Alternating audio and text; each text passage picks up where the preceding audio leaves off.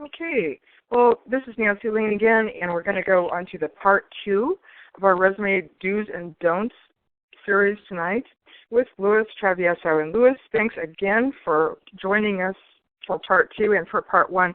It's just really incredible of you to be joining us just to do this for our holiday project so everybody can just learn how to do resumes for free. And this is all pro bono work. Thank you so much. No, you're welcome, and it's an honor to be here. Just for those of you who may not have seen part 1, I wanted to show you that this is Louis Travieso's LinkedIn profile that we're looking at here. And you'll see that Louis is currently active duty at U.S. Central Command here in Tampa, Florida, the Deputy Director, Senior Intelligence Advisor. And that's why this is just so amazing, because Louis and I met on LinkedIn, and then, Louis had joined our group, Project Transition USA, on LinkedIn, and then we connected, and then I found out that Louis has his own side business helping people with resumes. It's called Resume Giant. You'll see this on the screen right now. And Louis just wants to help veterans have more success in transitioning. And so, Louis, I'm going to just kind of let you take it away here. I know that this time we're going to be talking about what to do correctly on a resume, right? Yeah, absolutely. This is a good news story, and we're going to look at a resume that was a transition military veteran. He was a Marine, and got him a really great job doing business development for a Fortune 500 employer. Well, that's perfect. Let me just go ahead and pass the presenter role to you so we can see your screen. Perfect. Can you see that, Nancy? I can, yeah, and I guess we just need to make it. There we go. We can see it perfectly now. There you go. So I want to, in part 1, we looked at a resume that was not going to get the results or the attention that the candidate wanted. For this situation, we're going to look at a resume that was done by a transitioning Marine and who wanted to get into the business development and finance world with a Fortune 500 employer. So with that being said, without further ado, we're going to go through this resume from the start to finish and look at some of the positives of why this person got an interview while competing with private sector professionals that were experienced in that industry. Number 1, this candidate clearly demonstrates the positions he feels he's qualified for. You see those 3, business development operations leader, risk mitigation manager. He clearly shows what he's looking for. He doesn't have to put in objectives. He doesn't have to get into, 10 lines to explain that. He brands himself as an executive because he's going for a higher paying position. So he's smart enough to look at the strategy and say, I'm going for an junior executive position. I need to brand myself as an executive. So he starts that there. The resume overall is a really good-looking resume. It has colors. It has bold font. It has different things that break it up to make it a more visually appealing product. That's key. Remember, we talked about in part 1 about having a visually appealing product with a really good format. This part right here where it says innovative leader with the ability to quickly analyze complex business drivers, develop strategies to grow the bottom line. This supports his professional branding and his candidacy so that if a recruiter only going to spend 10 seconds on this resume, its first fold is so strong, and that's what the first fold looks like, Nancy, probably the bottom of the executive highlights all the way up to the executive profile, that area, that they understand if he's a candidate or not for that position without even having to look at his professional experience. He talks about his military track record of driving operations, leading organizations, his expertise in that field. And then he talks about something that's very common in many position descriptions, how to be a successful communicator, someone who can talk to executives, someone who can talk to his staff, and really be a mover, a mover and shaker in order to get those results that is what, the employer's looking for. He actually adds is the fact that he has a top secret U.S. clearance. which kind of brings, credibility to him as a professional to obtain that. And then he goes for his core competencies here. As you can see, the core competencies are very strong. They're a combination of private sector sought-after competencies as well as his government background. There's nothing wrong with using your government background to your advantage. It's a niche market. You see this all the time in LinkedIn. People are sought after because they have those niche outside-the-box backgrounds, and he did that. Moving to the exec highlights, this right here is huge. What this shows is his three most high-level impacts or achievements in his tenure as a Marine. And this is a civilianized overview of those achievements.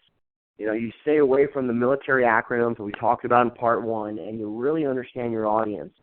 His audience, Nancy, was a private sector HR professional at a Fortune 500 company. Wow. I don't know if I've ever seen those colored highlights that you've done there. That's interesting. Yeah, that's a tone box, and that brought I mentioned this in part one. Tone boxes can be very effective for either testimonials or for really bringing the reader's visual preference to that area. So you use it for emphasis, use it for a wow factor, and it's something that is popular in resume trends for the last 5 years, and it continues to be so. The only unfortunate thing about tone boxes, and I want to make sure the audience is aware of this, they're not scannable with software. So when you upload your PDFs, I always tell people, take this out of a tone box. You can leave this as a standalone item on a resume in your profile, but please keep it outside. So that's the only risk. This looks really good on paper, but when you go to scan it, it's not going to do you any good. Okay. So with that being said, two quick things here before we move on to the second page. Education. Depending on the employer, you can put your education in the very forefront, like he has here, or you can put it at the very end of page 2. Just depends on the employer and the industry. Since he's coming from a military background, you want to emphasize he has some private skill education. So he's an MBA candidate. He's looking to graduate in 2015. And I thought, this is a smart strategy to show, hey, while I don't have all the business background that you're looking for, I am an MBA student, and I'm learning that. So that's a pro. That's a plus. And then lastly, the second part here is his career snapshot. Unfortunately, it's very tough for veterans to put 15, 20 years on 2 pages. Would you agree, Nancy? Oh, boy, I bet a lot of people are just thinking it's impossible. But there is a method to the madness. It's called using a hybrid functional format, where you only take 4 or 5 of your most sought-after achievements or accomplishments or job duties, as you'll see in the second page here, and using those to your advantage. Or you can take your last 3 assignments and talk about those. Usually when someone comes out of an assignment or a military career, your last 3 assignments are your most senior. So you want to talk about those. You don't want to date yourself, and you don't want to talk about things when you were an E2 or an E1 that employers are really not interested in. And I hate to say that, but it's the truth. So if you look at page 2 here, he went with a hybrid functional format. He talks about his last 8 years, for example, 2001, 2009 to the present. He has his Marine Corps experience as well as his management consulting experience. And he also talks about his private sector experience as well in terms of real estate. He was able to fit this all in 2 pages. Why, you must ask? Because he focused his real estate of his resume on achievements only. Achievements that showed him as a more sought-after candidate, a more attractive candidate, as someone that delivers results. So, Nancy, tell me what you think about this second page of professional experience versus the first. There's just no comparison. And for those of you who might not have listened to part 1 first, I was telling Lou at the end, it's like, for somebody that's not trained, that looked just at a glance, it looked really good. And so to see something that actually is really good, that actually got somebody a job, now we're talking here. This is totally different. It's amazing to me that you were able to fit this much information on 2 pages. And if you look at the content, Nancy, a lot of it's very heavy measurables. There's specific measurables there. Talk about 40% increases in performance, reduced errors by 35%, boosted performance by 45%, cost savings data. That's what they want to see. They want to see that track record. So it's extremely important. The last thing I want to add on this page is that, unfortunately there was not a header or footer, but that's the only critique that I could say. Real estate is valuable on a page like this, so I understood why it was not in there. But if you look at this little portion here, I wish I could highlight it. There's a position here. It's under on page 2, under Intel Analyst or Risk Advisor. It says Trusted Advisor and Senior Risk Consultant to U.S. Army units across the U.S., specializing in enhancing human intelligence operations. That's his snapshot of his job duties. And if you look at the rest, it's mostly achievements. That's a winning strategy for veterans. Focus on achievements, stay away from the job duties, provide a succinct statement like this, and you're going to win, and you're going to be successful when you do your resume. So with that said, Nancy, I think this is a good overview, a good area to stop for information overload, but this is a great example of a winning resume here. There's really no questions left. Everything is answered. It's succinct. It flows well. It's a visually appealing product, and it has great content that shows a track record of success.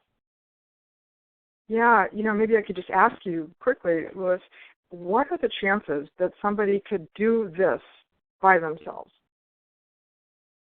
If a person's motivated enough, they don't have to have the exact template, or style. What I really want someone to get out of this is to those 3 areas: a succinct format, a visually appealing product, achievements over job duties, and some branding. If they stick to those things, it's a 100% chance they can do this. But you have to be motivated. This does take time. This is time-consuming. This will take a weekend up at minimum of your time. And you got to have a strategy. But you can always talk to mentors within your network. If I'm available, I'll be more than happy to talk to veterans about their resume. But I'm pretty confident. Veterans and transition military members are very, very determined. That's a trait I think 99.9 of us have as veterans. Absolutely. So I'm fully confident that someone could do this. That's great. So one thing that's going to be nice about this is a video, and so you guys can pause it, and make some notes, and at least now you know what something that's really good, that really works, looks like. I think that's 99% of the battle, don't you? It's just like having a good example to follow. So many of us, what do? We read books, we read articles online, and probably half of what we're seeing didn't really get somebody a job at all. It just looked good. So thank you, Lou. I just really appreciate it, and I guess that I'm going to just take control back here because I want to end this video again with the shot of Louis Travieso's LinkedIn profile here, and just to tell you that, again, we're just so very grateful to have somebody like Louis helping us with the resume part of this job transition, training that we're doing here, because I don't do resumes. I am just in awe of what a good one looks like. It's come so far since I've looked at one, I'll tell you that. I've been self-employed for so many years. I haven't done one, for a long time myself. And all I really do is LinkedIn profiles. So to have a team, especially Louis, I just can't get over how lucky we are having somebody working with us that's Deputy Director, Senior Intelligence Advisor at U.S. Central Command actively right now, and who also knows how to do the resumes so professionally. Again, thank you so much for your time, Louis. I really appreciate it. And we will hopefully have you back, for another segment, and perhaps we'll have a question and answer session. That's something that we're considering doing. And so we're trying to keep each segment as closely to 15 minutes as possible, so you guys that are listening, can do one lesson when you just have 15 minutes, and then you can start the next one when you have some more time. So we'll just say, again, this is Nancy Laine. Thank you very much, and we'll see you on the next video. Thanks, Nancy. Have a great night. Thank you, Louis. You too. Bye-bye.